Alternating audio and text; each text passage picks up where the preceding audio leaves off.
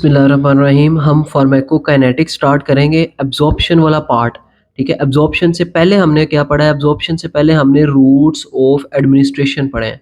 ठीक है जी, roots of administration कौन कौन से हैं? ओरल है, आईवी है, ये आप पिछली वीडियो से आपको पता चल गया होगा। टाइम वेस्ट किए बगैर आगे चलते हैं कि एब्जॉर्प्शन क्या है। एब्जॉर्प्शन क्या होता है? एब्जॉर्प्शन का मतलब है ड्रग का ब्लड तक जाना। सिंपल, आप ये याद रखें। नेक्स्ट आता है the rate and efficiency of absorption. Rate का मतलब है कितने टाइम के अंदर ड्रग जो है ब्लड स्ट्रीम तक जा रही है।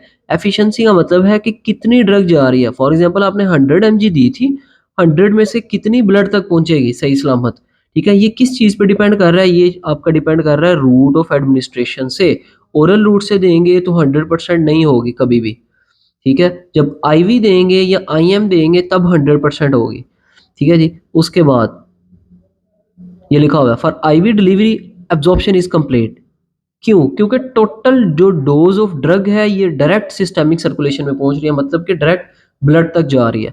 Transport of drug from GIT, लें जी, जीआईटी से ड्रग ने किस तरह से ब्लड तक जाना है वो देखते हैं जी। Diffusion, passive diffusion, active diffusion और एक्टिव ट्रांसपोर्ट। पैसिव डिफ्यूजन क्या है? पैसिव डिफ्यूजन है जी ड्रग का हाई कंसंट्रेशन से लो कंसंट्रेशन की तरफ ऑटोमेटिकली खुद ब खुद मूव करना इज पैसिव डिफ्यूजन। ठीक है जी, the vast majority of drug, बहुत सारे ड्रग्स इस मैकेनिज्म को फॉलो कर रही होती हैं। एक्टिव ट्रांसपोर्ट क्या है? एक्टिव ट्रांसपोर्ट में होता है अगेंस्ट कंसंट्रेशन ग्रेडियंट, मतलब कि इसके ऑपोजिट काम चल रहा है जी। लो कंसंट्रेशन से हाई कंसंट्रेशन की तरफ ड्रग ने जाना है। ठीक है, ये था इसका मेजर कॉन्सेप्ट। अब मैं आपको थोड़ा सा डिटेल में बताता हूँ कौन सी ड्रग हाई कंसंट्रेशन से लो कंसंट्रेशन की तरफ जाएगी। जो अनआयोनाइज्ड होगी, अनआयोनाइज्ड मोइटी, मतलब unionised chemical. Unionised moiety, unionised particle जो है वो कौन सा होता है? जिसके ऊपर कोई भी आयन नहीं होगा। इसको समझाने के लिए आप इस तरह, ये हमने पीछे छोड़ा भी था ये आयोनाइजेशन वाली बात, ये मैं आपको बताता हूँ कहाँ पे था। ये देखें, ये था जी आयोनाइजेशन। ठीक है, यहाँ पे मैंने आपको कहा था कि आगे मैं आपको बताऊंगा कि आयोनाइजेशन कहाँ पे है। तो आयोनाइजेशन का ये है कि अनआयोनाइज्ड, जिसके ऊपर कोई चार्ज नहीं होगा, तो नेगेटिव लिख दिया मैंने, जिसके ऊपर कोई चार्ज नहीं होगा वो ड्रग बड़े अच्छे से एब्जॉर्ब होगी। इसकी एग्जांपल मैं आपको अपने असल पेज पे पहुंच के देता हूँ कि आपको जिससे समझ भी आ जाए। अच्छा जी, अब अनआयोनाइज्ड ड्रग का मतलब ये है चार्ज नहीं है, मतलब उसको कोई भी अपनी तरफ अट्रैक्ट नहीं करेगा। ठीक है, जिसके ऊपर पॉजिटिव चार्ज होगा उसको नेगेटिव वाले अट्रैक्ट करेंगे, जिसके ऊपर नेगेटिव चार्ज है उसको पॉजिटिव वाले अट्रैक्ट करेंगे, इसलिए वो एब्जॉर्ब नहीं हो पाएगी। ठीक है, अब कौन सी ड्रग एब्जॉर्ब होगी? अनआयोनाइज्ड मोइटी, हाई कंसंट्रेशन से लो कंसंट्रेशन की तरफ। एक्टिव ट्रांसपोर्ट में लो टू हाई है, लो टू हाई, लेकिन in the presence of ATP. ATP का क्या मतलब है? एडिनोसिन ट्राइफॉस्फेट, ये लिखा हुआ है, ये energy currency of the body. ATP क्या है? Energy of the body, fuel of the body, petrol of the body. Bye hydrolysis, hydrolysis का मतलब है ब्रेक डाउन। एटीपी की ब्रेक डाउन होगी तो हमारा बॉडी काम करेगी। जिस तरह पेट्रोल है, पेट्रोल जलेगा तो हमारी बाइक चलेगी। एंडोसाइटोसिस और एक्सोसाइटोसिस। एंडोसाइटोसिस क्या है? एंडो का मतलब है एग्जिट से याद रखें, एक्सो से याद रखें। एक्सो का मतलब है एग्जिट करना। ठीक है, एक्सो का ऑपोजिट क्या होगा? एंट्री। ठीक है, फॉर एग्जांपल ये एक सेल है, इस सेल के पास हमारी ड्रग गई। ठीक है, हमारी ड्रग गई तो नेक्स्ट स्टेप में क्या होगा? नेक्स्ट स्टेप में ये ड्रग थोड़ी सी जब और पास आएगी तो ये हमारी सेल मेम्ब्रेन अंदर की तरफ चली जाएगी और ये ड्रग यहाँ पे चली जाएगी। इसके बाद जो नेक्स्ट स्टेप होगा, थर्ड स्टेप जो है, थर्ड स्टेप में क्या होगा?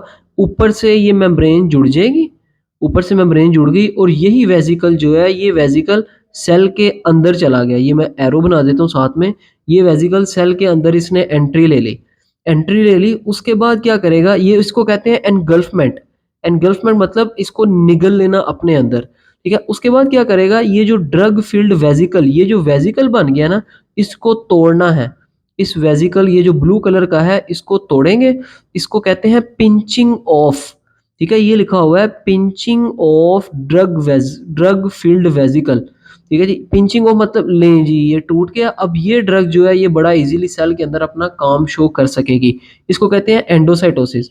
एक्सोसाइटोसिस, एक्सो का मतलब है एग्जिट करना।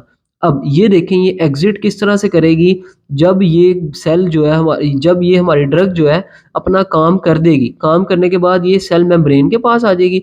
सेल मेम्ब्रेन क्या करेगी, बाहर की तरफ मूव करना स्टार्ट कर देगी उस जगह से।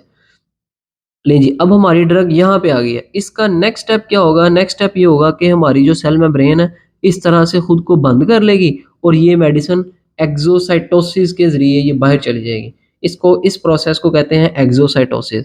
ये है ड्रग का ट्रांसफर होना। It is a transport of drug exceptionally large size medicine के अलावा स्मॉल साइज मॉलिक्यूल्स जो हैं वो इस तरह एंटर होते हैं और इस तरह से एग्जिट होते हैं सेल के अंदर। एंडोसाइटोसिस क्या है, involve engulfment of drug by the cell membrane and transport it into the cell by pinching off vesicle. Exocytosis is the reverse of endocytosis. ले जी, ये मैंने आपको बता दिया है कि एंडोसाइटोसिस क्या है और एक्सोसाइटोसिस क्या है। उसके बाद आ जाती है ड्रग डिस्ट्रीब्यूशन।